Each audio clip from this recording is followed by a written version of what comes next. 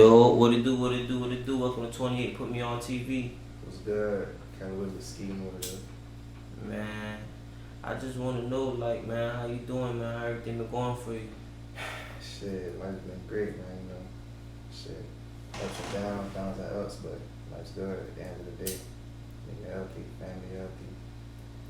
Shit, more than a nigga need. That's what it is. That's what it is, man. How's your music coming along? Shit, life good now. So it's gonna be a lot of more music, a lot of more promo, a lot of more interviews, a lot more branding. You're gonna see a lot more Calloway. And I apologize for being gone for so long, feel me, because yeah, nigga had to handle some shit, but I'm back now, so we're gonna finish strong. That's what's up, man. Where were you? Was handling up. Nigga had to take care of life. Nigga had to take care of situation. Feel me, nigga was going back and forth, state to state. Nigga had some shit I had to do, so I'm finally in a level-headed place, in a level-headed space in life where I can create now and actually push out and give the world more. So all I gotta do is tune in and accept it. So yeah, what it is. So what do you mean by level-headed, Jack? Did you have distractions before? I had a lot of distractions, man. Yeah, Those like who what? know. I mean, shit. People that know me say, like, shit, I'm working on it now, but I used to be, temperamental and shit. So I used to let a lot of bullshit distract me, and it's a lot of shit. Like, do you have anger problems? Some would say, I guess, but shit, I'm bothered. So how would you say that you deal with your emotions? Do you let it out through your music? Already. So that's what I really had to get in the habit of doing, because at the end of the day, nigga growing up, so the way I used to handle things when I was younger, as far as getting, my emotions handled, as far as fighting, and, where I'm from, niggas used to slap box and shit. So niggas used to slap box and they used to bomb, you know what it is. Yeah. Shit not like that no more. Niggas shooting now, and niggas going to jail. So it's Yeah. like, niggas really got to move different. So yeah, that became more of a scapegoat for me. So And that's what it is with growing, though. The more and more you get older, the more and more you realize that a lot of things aren't worth it, and that you have to move a certain kind of way. And me too. I've been through all of those stages as well, man. So for those who don't know, like, where are you from? I was born in Haiti. Parents Haitian and Dominican, part Dominican. I was raised in Miami Gardens. Moved to Broward like 10th grade. Yeah, but I'm from Miami, from Haiti. So Where in Haiti you were born? Port-au-Prince. Port-au-Prince, Kafu? Delma. I think it was Delma. Yeah, in that area. That's what's up. That's what's up. So when did you come over? Like 5, 04. So you was real young. Yeah. That's what's up, man. That's what's up, man. So tell us, man, what's new now, man? What's going on? Shit, a lot of things, new music, new money, new energy, new people, new surroundings. Just gotta keep it up, keep positivity up, keep the momentum up, and keep grinding, keep working, keep listening. That's what's up, man. Do you have like a song name or Yeah, a I project actually got name? a song coming out with Logic Kid Joe, How It Feel, putting on the video now from SGA Time after highlighting for the video, the shit far. Yeah, So Calloway, I see that you mentioned that you got a song with Logic and Joe on the way. Can you tell us how that went? yeah, the song actually released right now. It's not on SoundCloud, but on Apple Music, Spotify, Tidal, all music platforms. The video on the way should be out soon. And you asked how it went. As far as what, it went pretty great. As far as what, like meeting him and everything. Yeah, like me and them and the creative process behind the song. Was it like a freestyle? You written it down? Alright. Now, as far as Logic Kid Joe, that nigga dabbed their freestyle in verse. Feel me? So niggas slid to the stool, whatever. So I hit him up on IG. I'm like, yo, let's do some shit. So linked up at the stool. After we linked at the stool, I already had the song written. So I had to open verse for him. So when he hopped on it, before he hopped on it, I asked him like, yo, can you wrote? He was like, nah, I'm gonna write right now. So we just bumped in the stool like 10 minutes later I'm smoking, 10 minutes later I'd be like, alright, I'm done. Go in the stool and we just snap. Knocked it out. Yeah. That's what it is. That's what it is. So you usually like write your songs down? For the most part, on my free time, because I'm an artist at the end of the day. So after I'm done doing what I'm really done, right now. So I don't really see one not freestyle too much.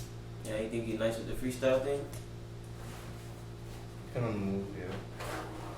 That's what it is. You know, a lot of people say you can't be a rapper if you don't know how to freestyle. What's your take on that? Cap.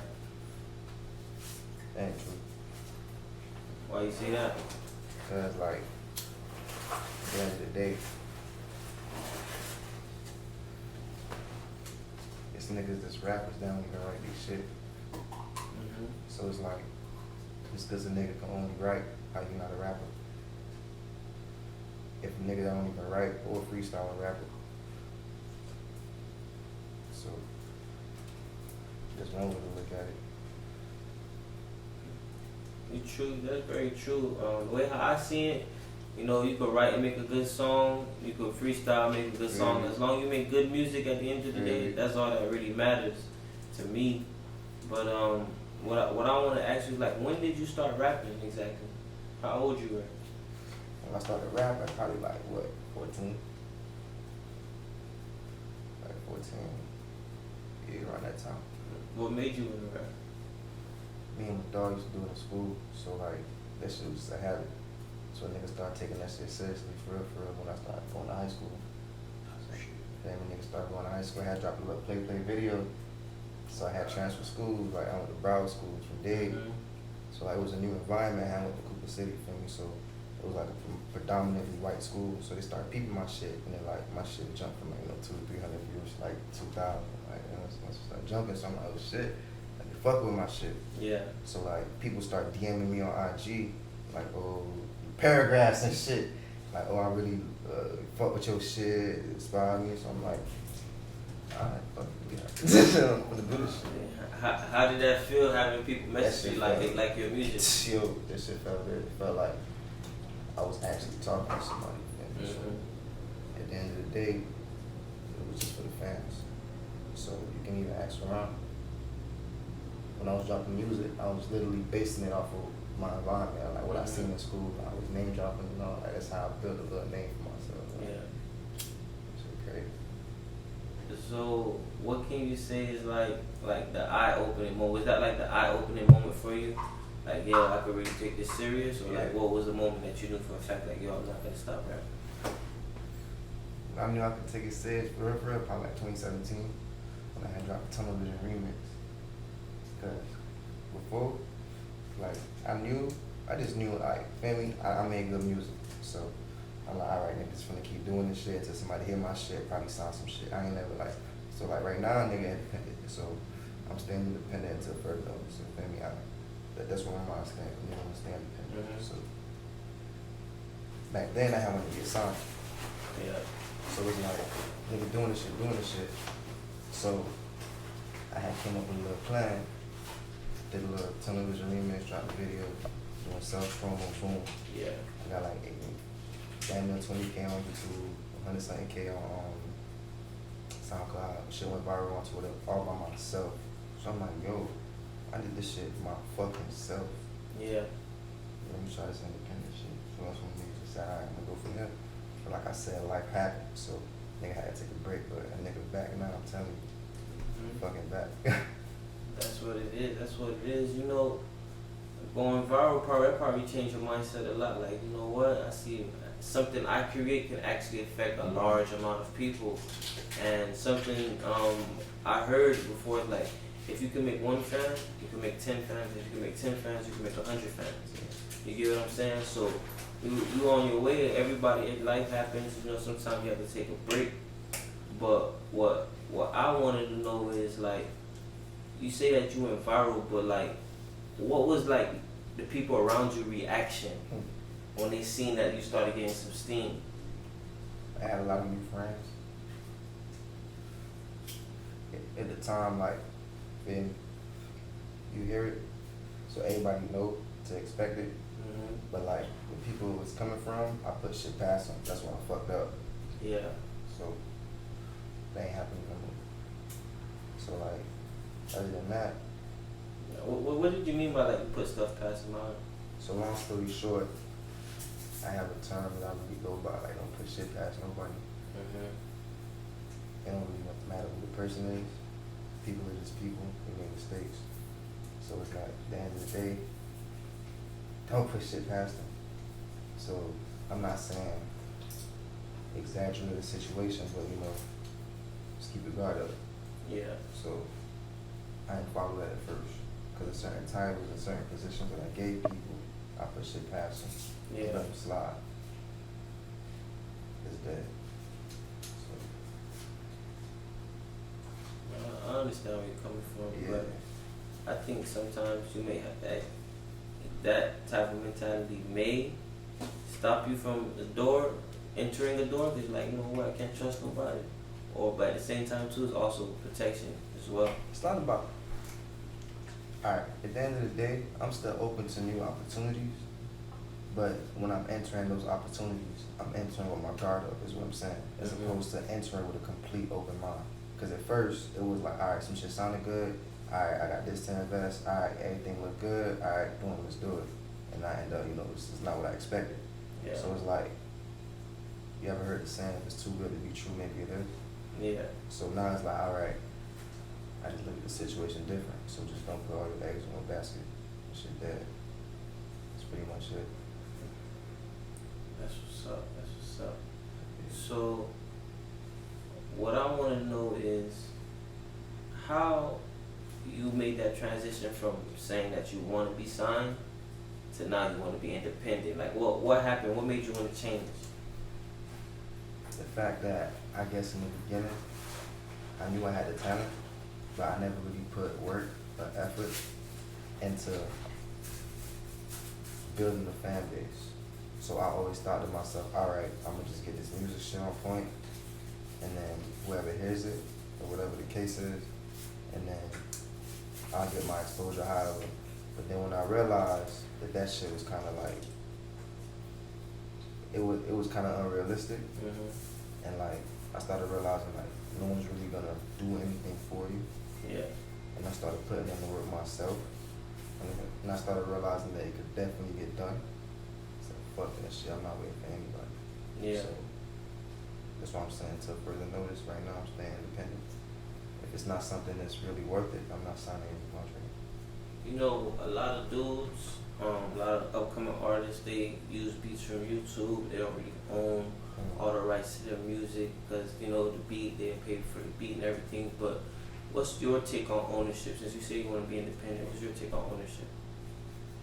As far as ownership, it's in sense of what? In sense of the beats or in sense of the entire project? Everything that you do, inside your project, your life, like, some dudes, they own their own studio, some dudes own cameras, what's your take on ownership? I think ownership in the long run is really what makes people survive. Because at the end of the day, alright, like you said, on your own camera, on your own studio, on your own beats. I got my own engineer right here to the right of me, you feel me? So, I'm building a team currently. So, that's my goal at the end of the day. It's because at the end of the day, let's say, you gotta go to the studio. Like shit happening, like this virus, say studio closed. Now you can't put out any product, you can't put out any work, or you can, but now it's delayed. But let's say you have your own, set up, your own studio, your own location. Yeah. Now you have a stronger foundation. So, it's the foundation. That's what's up, man. What do you think your foundation needs right now? As of right now, I think my foundation just needs, like I said, more videographers, more promoters.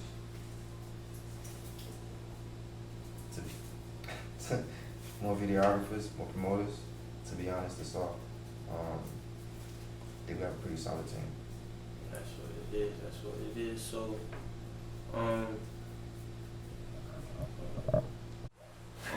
Callow, I seen that you said that you work with Logic Kid Joe, but is there any other artists you look forward to working with?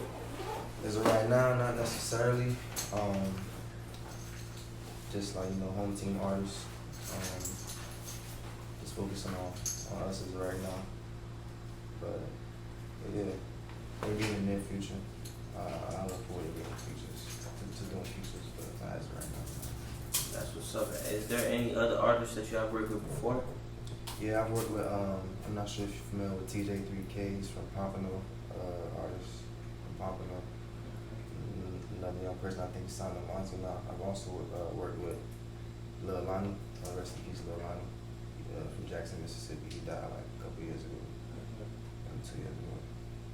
But yeah, so you can find those songs on Spinrilla, YouTube, SoundCloud. Lil Lonnie's song, it goes by or whatever. Just type in Calloway featuring Lil Lonnie or whatever. So you can find the TJ3K song. It's called Bricks. The TJ3K featuring Will Calloway and Louis Cascade, Bricks. So, it's available to stream. So That's what's up. That's what's up. So how was it like, working with these guys?